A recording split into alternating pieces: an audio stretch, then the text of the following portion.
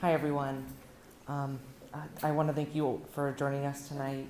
My name is Brandon West. I'm a Lorain local activist working to end conversion therapy, county by county and city by city here in Ohio if we have to.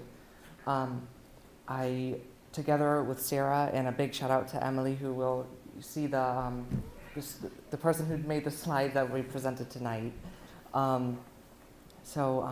We will explore the issue of conversion therapy, recent successes, and how you can get involved. Conversion therapy originated in the early 20th century. These pseudo-scientific practices aim to change individuals' sexual orientation or gender identity based on the false belief that LGBTQIA+ identities needed to be fixed. Historically, conversion therapy included, for the methods used, electroshock therapy, which, if done, electroshocks would expose individuals to same-sex imagery while being done.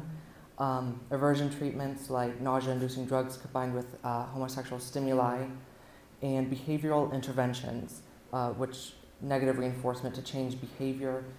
These methods were harmful, ineffective, and lacked scientific credibility.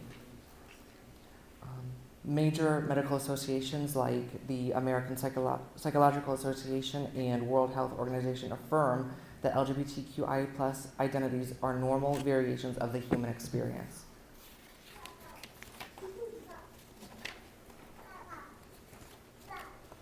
So next, we will discuss the harms of conversion therapy, the psychological impact, which it would increase mental health issues. Survivors report higher rates of depression, anxiety, and even more than just that.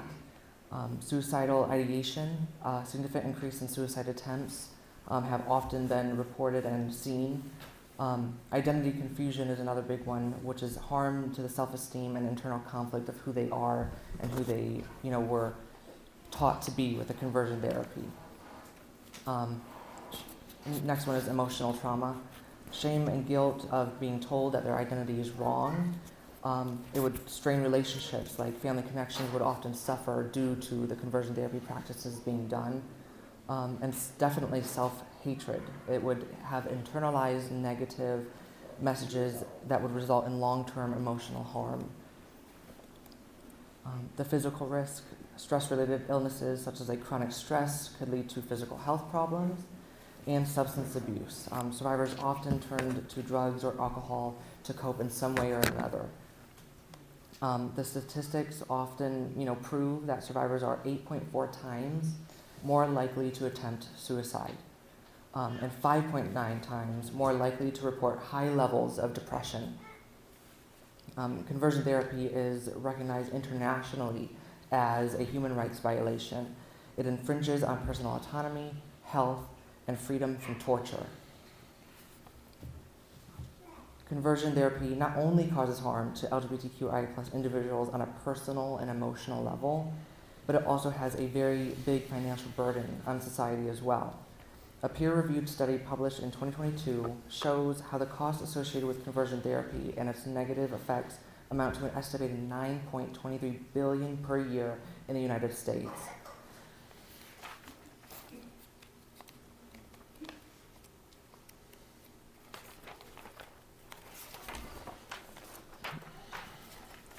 By banning conversion therapy, we can mitigate the costs and prioritize both the well-being of individuals and the economy of our communities. So the next part I'm going to talk about is Lorain's efforts and success. So Lorain's journey started when I, recognized the dangers of conversion therapy. I was inspired by survivors and the need to protect vulnerable individuals from conversion therapy and other forms of hatred. So I pushed for a change. The key players who really did help me with this was Sarah, my friend and colleague, Emily Cole, and others in the community supported me, despite them not even being from Lorain itself. The media, the Buckeye Flame and NBC4I helped raise awareness of conversion therapy and Lorain's success in banning it.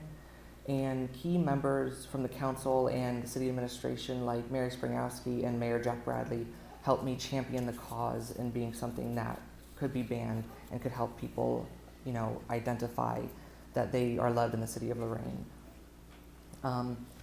So the steps taken that I took, at the time, I was, just one person trying to, create change. And so I drafted a ban on conversion therapy using basically examples from other bans that have happened, like in Cleveland, Lakewood, other places like that. Even Akron was one of the most recent ones besides Lorain. And then during me advocating for conversion therapy, it also helped educate a lot of the council members in city council. A lot of them pushed the vote to a second vote just because they didn't quite understand what conversion therapy meant and what it did to people. And so as a plan B, which wasn't needed, but thankfully from the city council's education that they did on their own time and by help from me, we also got hundreds of signatures on petition.org as basically a plan B if they didn't agree or to go with the ban up front. And so we overcame challenges during it.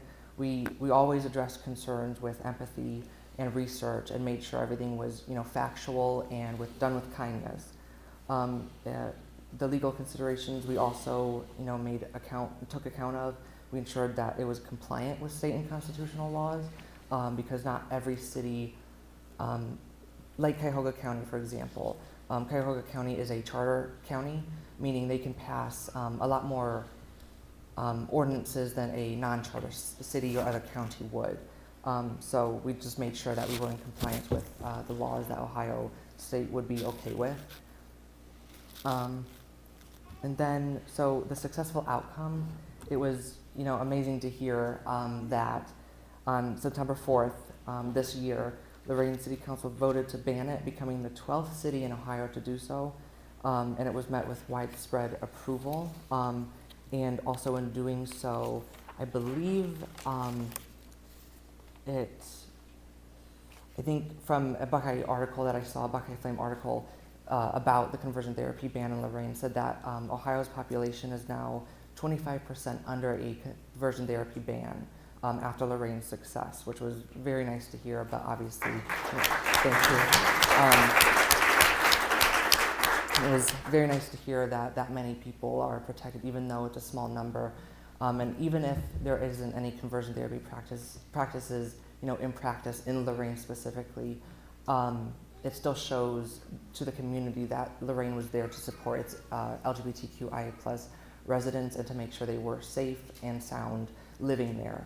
And it also acts as a preventative measure, in case something does pop up or something does happen, that the ordinance is there to make sure that nothing does come about. Now, I guess I will turn it to Sarah.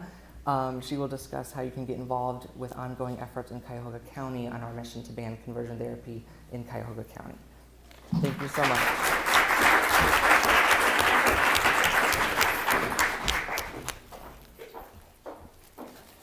Hi, everyone. I don't think this is going to move, so my name is Sarah Kolick. I use she, her pronouns. I learned about Brandon's amazing work through the Buckeye Flame, and I was just so inspired. Now, I'm up here talking about our Cuyahoga County efforts because I'm a resident of Cuyahoga County, and we don't want any accusations of outside influence now, do we? So Brandon's really drafted this amazing ordinance. I took a look at it as an attorney. And by the way, my firm is supportive of my activism, but they do not comment on my conversion therapy efforts. We would not be able to assist with an issue like that, just to disclaim up front. But I looked at this ordinance that Brandon had drafted, and it was a really solid ordinance. I, of course, had to give my 2 cents to say that, an attorney reviewed this. But we've had the opportunity to present it to county council members, council member Dan Miller back in, I believe it was October. Yes. Mm-hmm. Yes.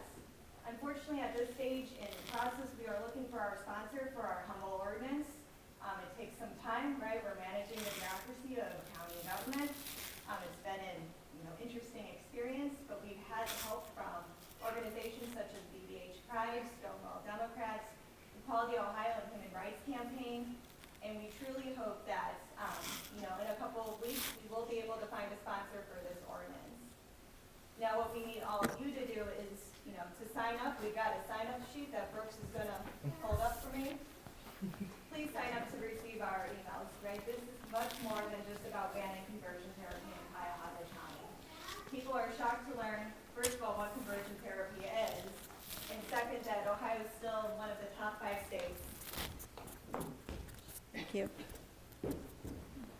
Where this practice is happening. Now, all of us in this room want to protect our children from this horrible practice. Once, hopefully, we find a sponsor for this bill, educate county council members who still ask us what conversion therapy is and what side we are on.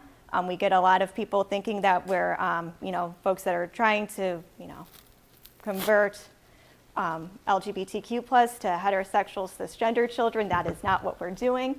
We are stopping praying the gay here. So a lot of our efforts are educating our community members, our county council members on what conversion therapy is, that Ohio is still the top 5 state where this practice happens. It happens underground, and that we need a ban in place.